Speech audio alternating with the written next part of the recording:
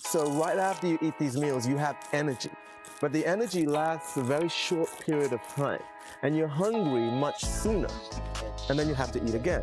And then you have to eat again. And then you have to eat again. It is a lot cheaper to go eat fast food. I mean, it definitely, you can buy a hamburger for cheaper than you can buy an apple. That's very sad because you're telling me I have to pay more in order to eat healthy, and I can pay less in order to get fat and to make you rich or for something that I might die of.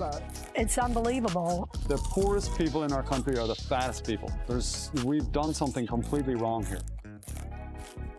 Coming out of the basement is probably the hardest thing I do all day, so I usually only go up once. And then when I go back down, that's it for the day.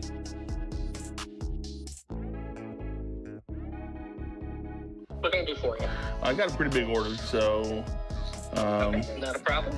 The first one, I'm gonna get the Lumberjack Slam Pack. One of those ultimate omelets. And can I get cheese in my hash browns with that one? Cheese on the hash brown sounds good. Order the cinnamon roll pancakes. Will there be anything else? The double moons over my hammy sandwich, and then to drink, I want 2 chocolate milks. 2 chocolate milks. All right. Thank you very much. I get so anxious and excited when it's finally here. Even before I eat, just the smell lets me know that things are about to get better. There's almost nothing in this world that can compare to the feeling of taking that first bite when I haven't eaten in a while, because I get that first flood of happiness that comes with it, and it feels incredible. Eating just makes everything better. And it's the only thing that's sort of given me an escape in my life when I've needed it. And there's been a lot of times in my life where I've needed it.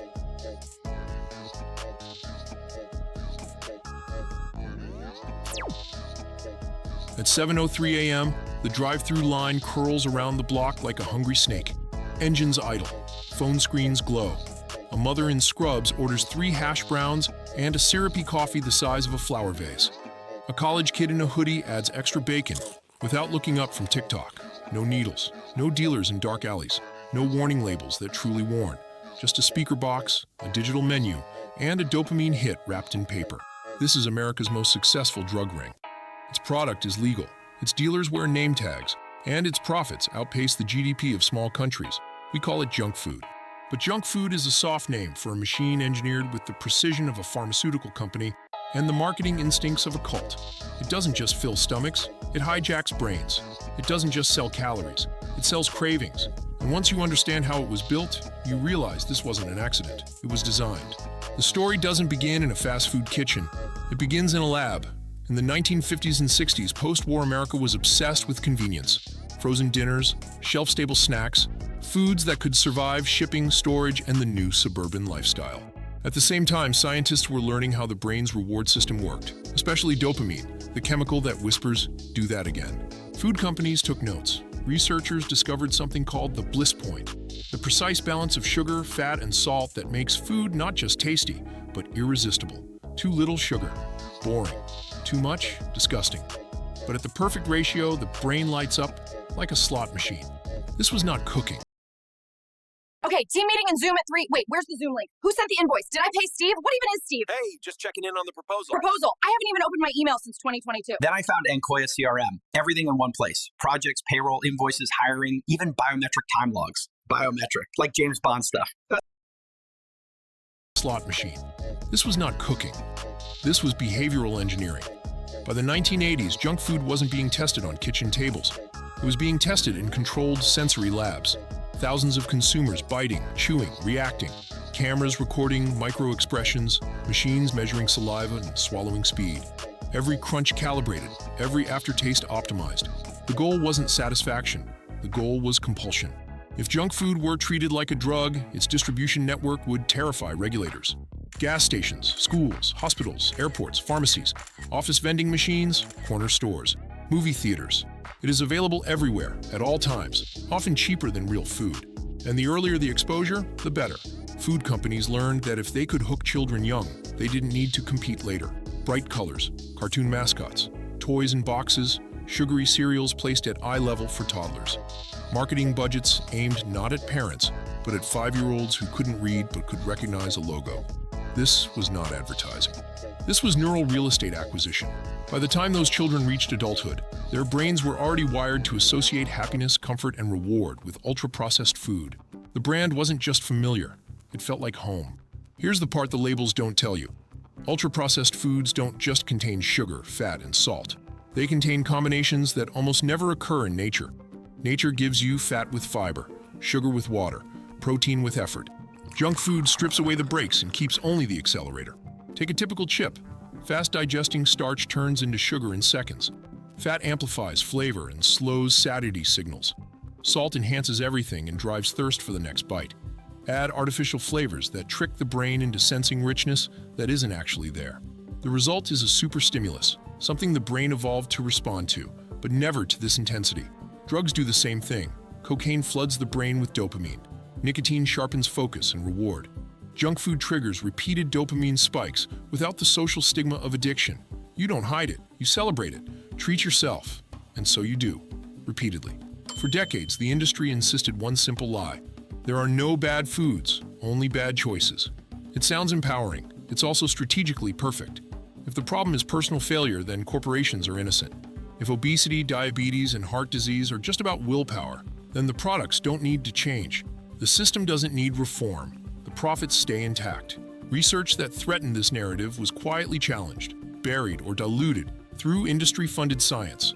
Sugar was downplayed, fat was scapegoated, calories became the villain, so the chemicals didn't have to be. Meanwhile, portion sizes exploded. A soda became a bucket, a snack became a meal became a binge, disguised as value. Funny how addiction always arrives wrapped as a bargain. The human cost is written in medical charts. Type 2 diabetes in teenagers, once almost unheard of. Heart disease, the #1 killer. Non-alcoholic fatty liver disease in children. Obesity rates that climb year after year across income, race, and geography. I think one of the biggest problems with this kind of food is that so many of us struggle to stop eating it. And then there's the quiet damage, the fatigue, the brain fog, the mood swings, the depression tied to unstable blood sugar, the constant hunger, even after eating thousands of calories. Because the cruel twist of junk food addiction is this: it leaves you both overfed and undernourished. You consume endlessly and remain empty. If you want to understand why this continues, you don't look at nutrition labels. You follow the cash. Ultra-processed food is one of the most profitable products on Earth. Corn subsidies become corn syrup. Cheap vegetable oils become carriers for flavor chemicals. Waste from one industry becomes ingredients for another. A closed loop of low-cost inputs turned into high-margin addiction. Lobbying ensures light regulation. Marketing budgets ensure cultural dominance. Political donations ensure friendly silence. And the healthcare costs? That bill goes to the public. The same corporations, whose products drive chronic disease, often own the healthy brands designed to profit from the clean-eating backlash. They sell the poison and the antidote, and win both ways. Ask any person struggling with junk food addiction if they chose it. They'll tell you a different story.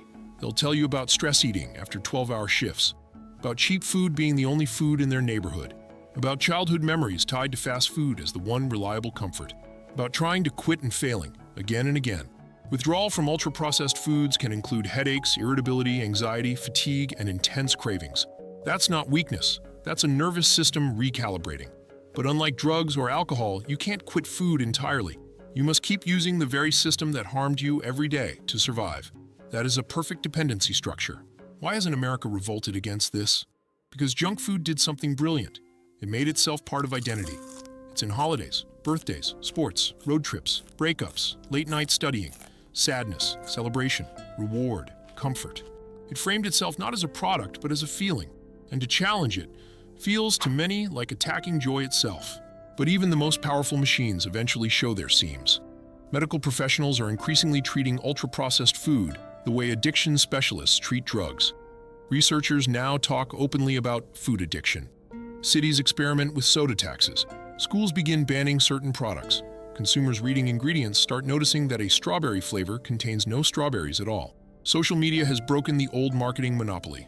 For the first time, a teenager on TikTok can expose the same ingredient list that took decades to challenge on television. The spell is not broken, but it is cracking. So what is junk food really?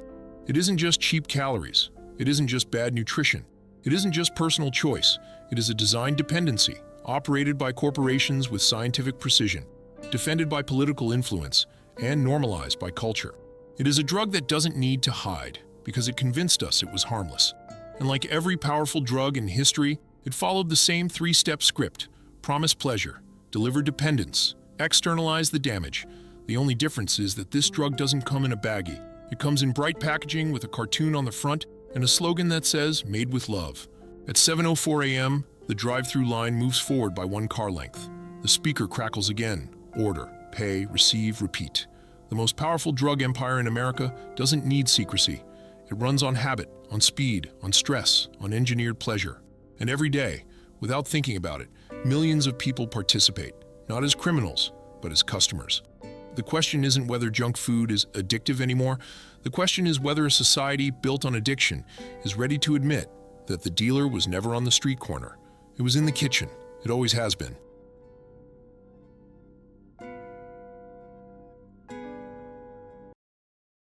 It starts with a tiny needle, barely an inch long.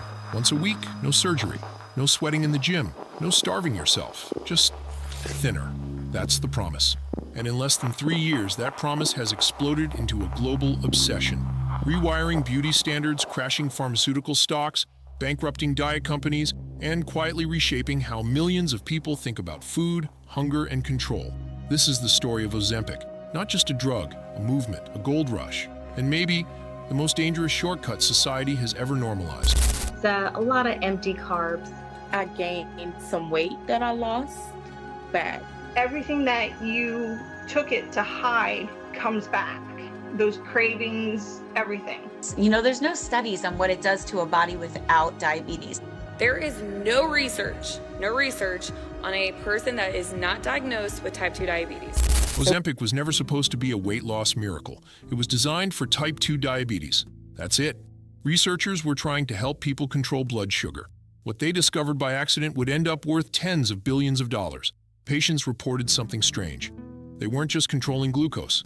They weren't hungry anymore. Wait. My doctor was like, this is mainly for blood sugar management, but as a side effect, like, you will lose weight. When I started to notice that, like, in the first month or so, I had dropped 10 pounds like nothing, I was like, there's something to this. The drug mimics a hormone called GLP-1, which tells your brain, you're full, stop eating. And for the first time in modern history, that signal couldn't be ignored. No willpower required. Hunger itself was being chemically muted. The pharmaceutical company, Novo Nordisk, quickly realized what they had accidentally created. Not a diabetes drug, a weight loss empire. At first, it stayed quiet. Doctors prescribed it off-label. Celebrities whispered about it in private. Then suddenly, red carpets got thinner. Influencers shrank in real time. Reality stars dropped 30 pounds between seasons. TikTok turned into a parade of shrinking faces. And the question everyone started asking wasn't, are they dieting? It was, are they on Ozempic? The drug escaped the medical world and entered pop culture. It wasn't a healthcare product anymore. It was a status symbol. If you had Ozempic, you had access, money, connections, doctors who would look the other way. Meanwhile, real diabetics couldn't find their medication because Hollywood wanted abs. Let that sink in. Here's the part most videos won't tell you clearly. Ozempic doesn't just reduce appetite, it hijacks your reward system. Food is controlled by dopamine, the same chemical that drives addiction. Ozempic turns down that signal. You don't crave, you don't obsess, you don't binge. For the first time, some people experience silence in their head, where food used to scream. To many, it feels like freedom. To others, it feels like something has been taken. People report, eating because they have to, not because they want to. Losing interest in alcohol, losing interest in food entirely, feeling emotionally flat around eating. You don't just lose weight, you lose desire, and that's powerful and frightening. Here's the honest truth behind the filtered reels. Severe nausea, vomiting, diarrhea, extreme fatigue, muscle loss, hair thinning, gallbladder problems, potential risk of thyroid tumors, lifelong dependency for many users. Some people lose fat, others lose muscle, strength, and energy. And the worst part? When you stop the drug, the appetite often comes back like a flood. The weight too, because Ozempic doesn't teach discipline. It rents you control, and rent always comes due. Let's be very honest for a moment. Novo Nordisk didn't just sell a drug. They sold a shortcut, a fantasy, a new version of thinness that no longer requires suffering. America spends hundreds of billions on obesity-related care every year. Ozempic didn't just attack weight. It attacked the entire diet industry. Weight Watchers collapsed.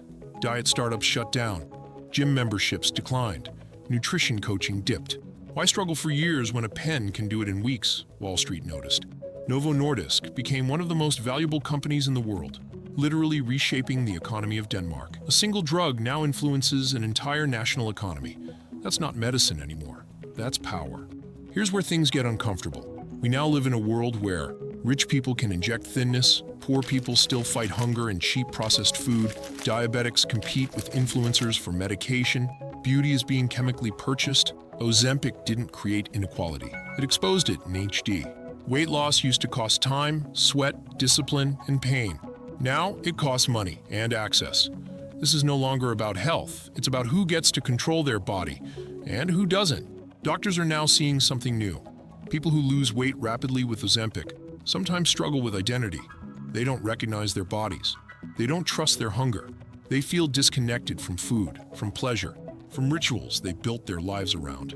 Food isn't just calories, it's memory, culture, comfort, celebration. When that goes quiet overnight, some people feel liberated. Others feel strangely hollow. No one warned them about that part. For many people under medical supervision, Ozempic is safe and effective. But the danger isn't just medical. The danger is cultural. We are quietly teaching an entire generation that hunger is a defect. Weight can be fixed instantly. Patience is obsolete. Biology is something to override, not understand.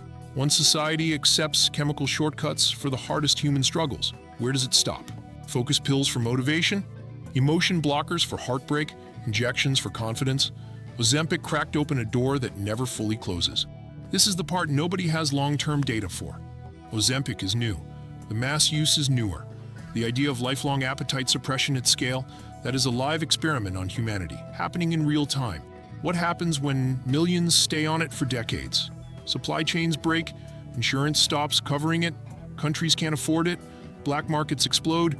We already see fake Ozempic pens circulating. Whenever demand beats supply, crime follows, always. Ozempic treats the symptom of obesity, not the cause.